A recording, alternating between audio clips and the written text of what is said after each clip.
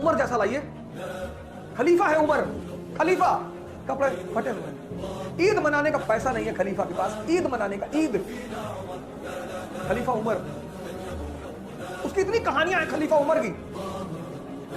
رات میں 2 بجے ایک مہیلا اونٹ پہ بیٹھ کر جا رہی تھی, کسی نے اونٹ کی لگام پکڑ لی.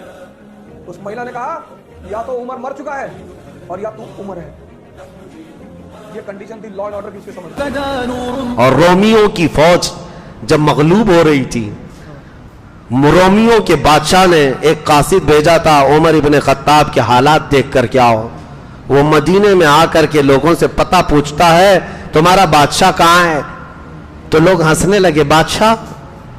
کہا کہ ہاں مسلمانوں کا بادشاہ. کہا ہمارا بادشاہ نہیں ہوتا, ہمارا امیر المومنین ہوتا ہے.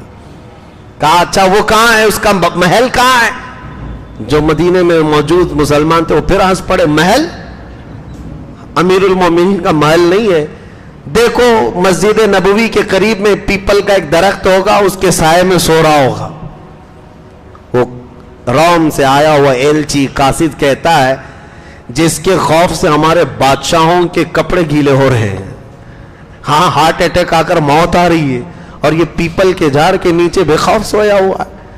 حضرت عمر کو ڈھونڈتے ہوئے وہاں آیا تو یقیناً وہ درخت کے نیچے ننگی پیٹھ سوئے ہوئے تھے. اس قاصد نے یہ سوچ کر کے کہ یہاں اگر قصہ ختم کر دوں تو روم بھی سکون کی سانس لے گا, ایران بھی سکون کی سانس لے گا. سوچ رہا تھا, حضرت عمر کی آنکھیں کھل گئی اور کہا جو تو سوچ رہا ہے وہ ہوگا نہیں. حضرت عمر بیدار ہوئے, کہا ہم نے اپنی کرسی غریبوں کا خون چوس کر کے نہیں بچھائی ہے جیسے تمہارے بادشاہوں نے رکھی ہے. ہماری کرسی اللہ کی مرضی سے رسول اللہ کی شریعت پر قائم ہے. جب تک میرا مولا چاہے گا کوئی بڑی مصیبت آئے, عمر کو اس کے قدموں سے ہلا نہیں سکے گی.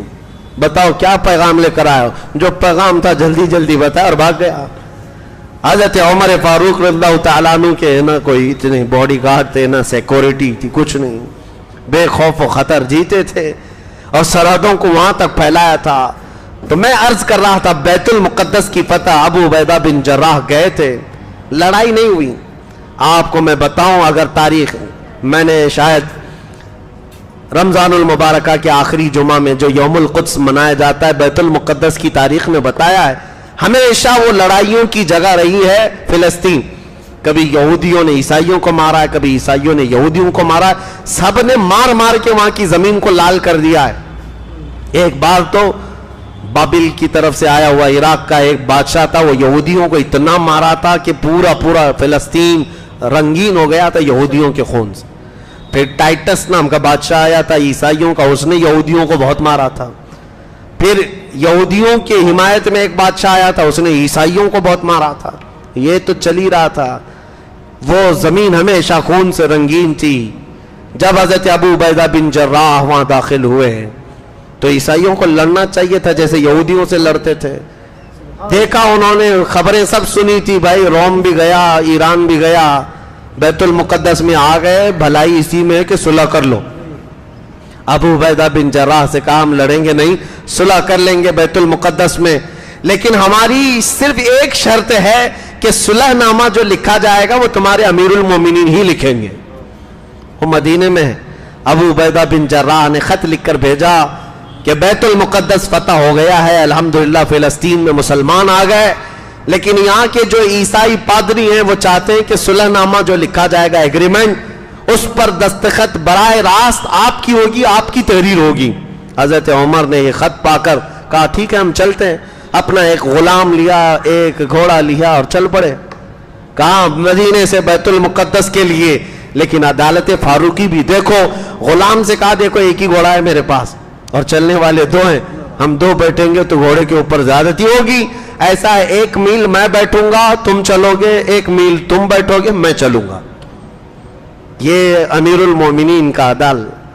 اور اس کے بعد ایسے ہی پورا راستہ طے کیا. 1 میل خود بیٹھتے تھے, غلام نکیل پکڑ کر رسی پکڑ کر چلتا, پھر 1 میل کے بعد غلام کو بٹھاتے, خود رسی پکڑ کے چلتے تھے. اور یہ راستہ طے ہوا, بیت المقدس جانا ہے. فلسطین کے جتنے عیسائی تھے سب میں یہ بات مشہور تھی, امیر المومنین عمر ابن خطاب. بات تو یہ ہے میرے عزیزو یہودی اور عیسائی مائیں اپنے بچوں کو تھپکیاں دے کر سلاتی، سو جا عمر آ جائے گا. ہاں خوف بھی ایسا بسا ہوا تھا اور تذکرہ بہت تھا حضرت عمر. اور جب حضرت عمر کے آنے کی خبر مل گئی کہ آ رہے ہیں، پورا علاقہ ٹوٹ پڑا تھا. دیکھنا ہے عمر ابن خطاب کو، دیکھنا ہے امیر المومنین کو، دیکھنا ہے. عیسائی بھی مسلمان بھی جو موجود تھے وہاں پر سب نکل پڑے. اور عجیب اتفاق ہے کہ بیت المقدس کے قریب آنے کے وقت باری غلام کے بیٹھنے کی تھی اور رسی پکڑنے کی باری عمر ابن خطاب کی. اللہ اکبر. وقت کا خلیفہ امیر المومنین عدل سے نہیں ہٹتا. غلام نے کہا حضور جگہ قریب آ گئی، آپ بیٹھیے. کہا نہیں، باری تو تیری ہے، میں اس میں نا انصافی نہیں کروں گا. غلام بیٹھا ہوا ہے، رسی پکڑ کر چل رہے ہیں. اور جو عیسائی دیکھے نہیں تھے صاحب آئے، ٹوٹ پڑے اور غلام کو نعرہ لگانے لگے، امیر المومنین امیر المومنین. ابو عبیدہ بن جراح نے چیخ کر کہا گھوڑے پر بیٹھا ہوا نہیں، رسی پکڑا ہوا امیر المومنین ہے، رسی پکڑا ہوا ہے. عیسائیوں نے پہلی مرتبہ ایسا خلیفہ دیکھا تھا. رسی پکڑ کر کے آ رہے تھے. آپ سے پوچھا گیا کیا ماجرا ہے؟ آپ نے بتایا مدینے سے چلتے ہی ہمارا دونوں کا یہ ایگریمنٹ ہو گیا تھا، 1 میل تم بیٹھو گے، 1 میل میں بیٹھوں گا. اتفاق ہے کہ آخری میل بیٹھنے کا اس کا آیا اور میرا چلنے کا آیا، اور میں انصاف کے خلاف نہیں جاتا. عیسائی بس اتنے اخلاق پر متاثر تھے کہ بیت المقدس میں لے گئے. بیت المقدس قبلہ اول مسلمانوں کا برسوں سے رہا ہے، وہ مرکز نبیوں کا بھی. 30,000 کے قریب نبی وہاں پر دفن ہیں. اور یہ وہ جگہ ہے جہاں سے میرے مصطفیٰ کریم صلی اللہ علیہ وسلم نے جس مسجد میں 1,24,000 کم و بیش نبیوں کی امامت فرمائی، اور یہی وہ مسجد اقصی بیت المقدس ہے جہاں سے رسول اللہ نے آسمانوں کا معراج کے وقت سفر فرمایا. اور اس وقت تک مسجد اقصی بیت المقدس مسلمانوں کے پاس نہیں تھی. مسجد اقصی بیت المقدس کا پھاٹک سب سے پہلے کسی نے کھولا ہے، امیر المومنین عمر ابن خطاب رضی اللہ تعالی. شجاعت فاروقی اور بہادری پر لاکھوں سلام ہو عمر فاروق پر. بیت المقدس آج بھی چیخ کر پکارتا ہوگا عمر کہاں ہے، عمر کہاں ہے. سیدنا عمر ابن خطاب گئے، پہلا خطبہ دیا تھا بیت المقدس میں، اور اس کے بعد ظہر کی اذان دی گئی تھی اور جماعت سے حضرت عمر فاروق نے پہلی نماز پڑھائی. اس کے بعد بیت المقدس مسلمانوں کے ہاتھ میں رہا. بیچ میں کچھ سال ایسے آئے تھے جب عیسائیوں نے دوبارہ اس کو قبضہ کر لیا تھا، پھر صلاح الدین ایوبی نے دوبارہ اس کو حاصل کیا. اس وقت سے لے کر آج تک ہے. لیکن اب نمازیں تو ہماری ہوتی ہیں، خطبے بھی ہمارے ہوتے ہیں، لیکن اسرائیلی یہودیوں کا پورا قبضہ اس پر ہے. سیکورٹی ان کی ہے، ویزا ان کا ہے، انتظامات ان کے ہیں. اللہ کریم پھر سے ہمیں عمر اور صلاح الدین کا جانشین عطا فرمائے، جو بیت المقدس کے دروازے تمام مومنین کے لیے آزاد ہو جائے. اتنی بات نہیں، ختم نہیں. عیسائی اس قدر گرویدہ ہو گئے حضرت عمر کے. آپ نے اعلان کیا کہ اب تک جو شخص یہاں آتا رہا ہے، یہودی آتا تو جتنے عیسائی ہوتے قتل کر دیتا، عیسائی بادشاہ کوئی فتح کر لیتا تو جتنے یہودی آباد ہوتے سب کو قتل کرتا. لیکن محمد عربی کا غلام آیا ہے، محمد عربی کا غلام آیا ہے. آج حضرت عمر فاروق نے یہ بھی کہا، لوگ آج مجھ کو امیر المومنین کہتے ہیں، میری حیثیت صرف اتنی ہے میں خطاب کا بیٹا ہوں. بچپن میں مجھ سے 2 بکریاں نہیں سنبھالی جاتی تھی، میرے باپ مجھے مارتے تھے. عمر تجھے بکریاں نہیں سنبھالنی آتی، لائن میں نہیں لگا پاتا. لیکن اے لوگوں، آج وہی عمر مدینے میں بیٹھ کر مصر، عراق، ایران، شام، یمن اور حجاز کے پورے خطے آذربائیجان تک اپنی حکومت چلا رہا ہے. اس لیے نہیں کہ خطاب کا بیٹا عمر ہے، اس لیے کہ رسول اللہ کا غلام عمر ہے. یہی صحابہ کا نعرہ تھا، جب تک بکے نہ تھے تو کوئی پوچھتا نہ تھا، یا رسول اللہ تم نے خرید کر ہمیں انمول کر دیا.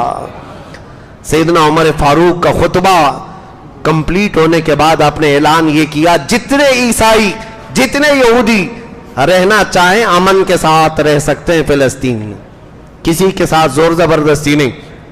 جو اسلام میں آنا چاہے خوش آمدید، استقبال ہے. سب کا استقبال ہوا. اس کے بعد عیسائیوں نے، آج بھی وہ چرچ موجود ہے بیت المقدس کے قریب جو ان کی سب سے پرانی چرچ، امیر المومنین کو بلایا, کہا آپ آئیے ہماری چرچ میں بھی. چرچ میں آئے, اندر جانے کے بعد دروازہ کھول کر کہا آپ اپنا مصلی بچھائیں اور اپنی نماز ہماری گرجا گھر میں ادا کریں. حضرت عمر نے مصلی اٹھا لیا اور کہا یہاں اندر نہیں, باہر دروازے پر جا کر آپ نے 2 رکعت نماز ادا کی. عیسائیوں کے دلوں میں یہ بات لگنے لگی, کیا ہماری عبادت گاہ میں آپ کی عبادت نہیں ہوتی؟ حضرت عمر نے کہا ہمارے لیے مسئلہ نہیں ہے پرٹیکولر ایک ہی جگہ نماز پڑھنا, پوری روئے زمین اللہ نے ہمارے لیے مسجد بنائی ہے, جہاں زمین پاک ہوگی ہم نماز پڑھیں گے. لیکن مسئلہ یہ ہے, اگر میں ابھی نماز پڑھ لیتا تو کل کو آنے والی بعد میں قومیں عمر ابن خطاب کا مصلی کہہ کر تمہاری گرجا گھر کو ہی توڑ دیتے ہیں.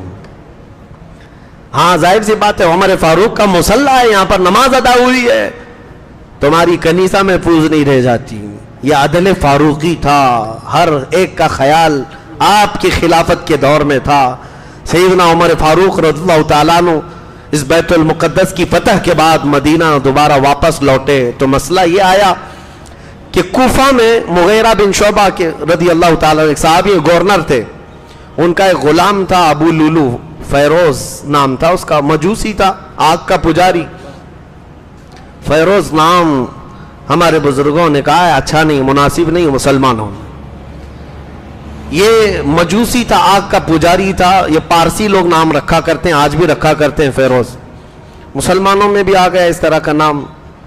پرویز بھی رکھتے ہیں, پرویز چونکہ وہ خسرو پرویز جس نے رسول اللہ کا خط پھاڑ دیا تھا, فارسی نام ہے. ہمارے بزرگان دین ان ناموں سے بچنے کی تلقین کرتے ہیں. بہرحال تو یہاں سے سیدنا مغیرہ بن شعبہ کا ایک غلام تھا ابو لولو. حضرت عمر کا ایک مسئلہ تھا, آپ سنیے. مدینہ طیبہ چونکہ کیپٹل سٹی ہے, پورے اسلام کی راجدھانی, آپ نے پورے مدینے میں پابندی لگا رکھی تھی کہ باہر کا کوئی کم عمر کا نابالغ لڑکا اندر نہ آئے, فتنہ پھیلائے گا. جو کم عمر کے لڑکے ہوتے ہیں ان کو آنے نہیں دیتے تھے حضرت عمر, اور یہ پابندی سختی کے ساتھ تھی. لیکن حضرت مغیرہ بن شعبہ جو ہے, انہوں نے ایک خط لکھ کر کے بھیجا, میرے پاس ایک لڑکا ہے جو بہت ماہر ہے, فن اس کو بہت اچھے آتے ہیں, چکیاں بنانے کا, دروازے کھڑکیاں, بہت ساری چیزیں بنانے کا بڑا اچھا فن آتا ہے. اگر آپ کہیں تو میں بھیج دوں گا, مدینے میں کئی لوگوں کو یہ ہنر سکھا دے گا. تو مغیرہ بن شعبہ کے اس خط پر حضرت عمر نے منظوری دے دی. وہ ابو لولو فیروز مجوسی جو لڑکا ہے اس کو لایا گیا مدینے میں.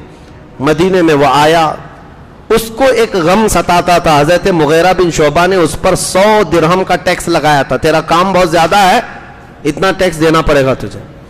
وہ یہ شکایت لے کر امیر المومنین کے پاس آیا, کہا مغیرہ بن شعبہ کوفہ میں میرے دکان, میری فیکٹری جو چلتی ہے, اس پر 100 درہم کا ٹیکس لگایا ہے. حضرت عمر ابن خطاب نے کہا یہ کوئی زیادہ نہیں ہے, تیرے کام کاج کے اعتبار سے برابر ہے, اتنا ٹیکس تو دینا ہی چاہیے تجھے. وہ دانت پیستا ہوا دشمنی میں نکلا. حضرت عمر نے پھر اس کو ایک دن بلایا اور کہا سنا ہے تو اچھی چکی بناتا ہے, کیا تو بنا سکتا ہے؟ اس فیروز نام کے مجوسی سے پوچھا تو اس نے کہا ہاں, آپ کے لیے میں ایسی چکی بنا دوں گا کہ ہمیشہ یاد کرنے والے یاد کریں گے. کہا ٹھیک ہے بناؤ. وہ چلا گیا. حضرت عمر نے اپنے صاحب سے کہا یہ لڑکا مجھے قتل کی دھمکی دے کر گیا ہے. اس کے جملے سے حضرت عمر فاروق نے کہا یہ لڑکا مجھے مارنے کی, قتل کرنے کی دھمکی دے گا, جبکہ کوئی نہیں سمجھاتا اس بات کو. بس اس کو یہ تھا ٹیکس میرے اوپر زیادہ لگائے اور دشمنی تھی مجوسی.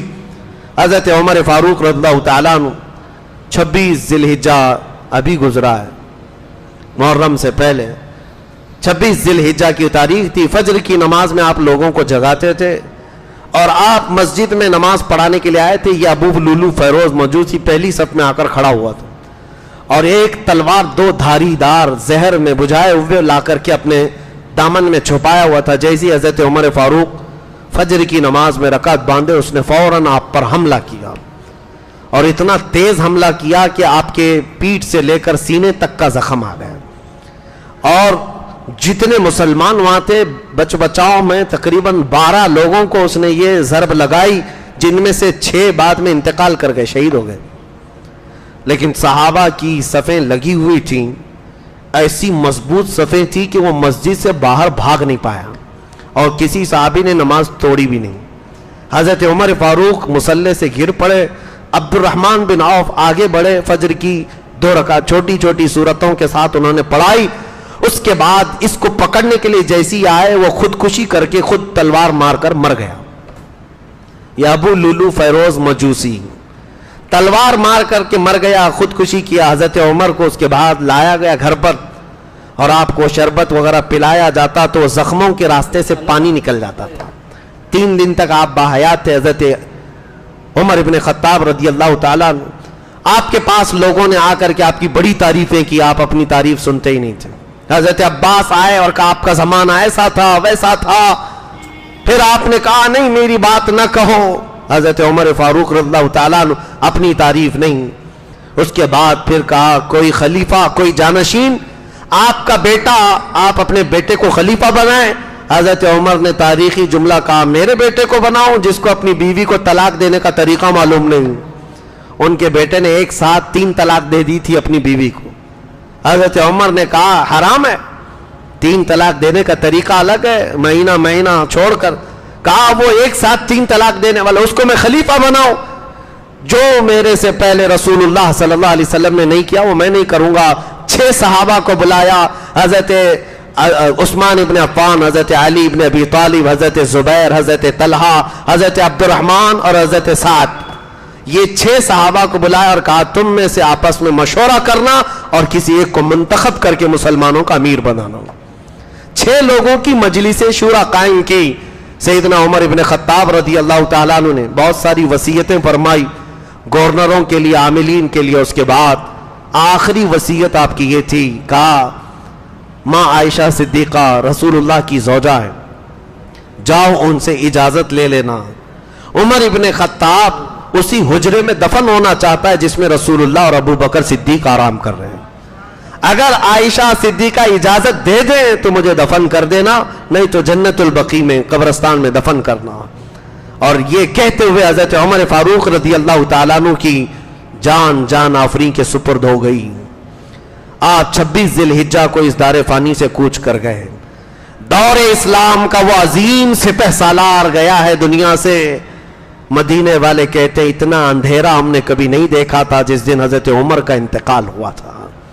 اندھیرا چھا گیا تھا, پورے علاقے رو پڑے تھے حضرت عمر کے جاتے. عدل ایسا قائم کیا تھا بلکہ بعض روایتوں میں یمن جانے کے راستے پر پہاڑ کی چٹانوں سے پتھروں سے آواز آتی تھی یا عمر و عمر, حضرت عمر کے نام پر. پہاڑ کی چٹانیں روتی تھی حضرت عمر کے جانے پر. یقیناً میرے عزیزوں وہ ایسا بطل جلیل ہے جس نے رسول اللہ کی جانشینی کا حق ادا کر دیا. اعلیٰ حضرت نے سچ فرمایا ہے کہ وہ عمر جس کے آداب پہ شیدا سقر, وہ عمر جس کے آداب پہ شیدا سقر, عز و ناز عدالت پہ لاکھوں سلام, اس خدا دوست حضرت پہ لاکھوں سلام. سیدنا عمر فاروق رضی اللہ تعالیٰ عنہ کے دور خلافت کے ختم ہونے کے بعد پھر تیسرا دور عثمان ابن عفان رضی اللہ تعالیٰ عنہ کا آتا ہے. انشاءاللہ العزیز اگلی محفلوں تک زندہ رہا تو عرض کروں گا, لیکن سیدنا عمر فاروق رضی اللہ تعالیٰ عنہ کی اس وصیت پر آپ کے انتقال کے بعد لوگ آئے حضرت عائشہ سے پوچھتے ہیں کہ اجازت انہوں نے پوچھی تھی. حضرت عائشہ نے کہا ایک ہی جگہ باقی تھی رسول اللہ صلی اللہ علیہ وسلم حضرت ابو بکر کے پہلو میں, وہ جگہ میں نے اپنے لیے رکھی تھی. حضرت عائشہ کہتی ہیں وہ جگہ میں نے اپنے لیے رکھی تھی, لیکن عمر نے اگر یہ کہا ہے اپنی زندگی میں اپنے آپ پر عمر ابن خطاب کو ترجیح دیتی ہوں, وہ جگہ ان کے لیے زیب دیتی ہے.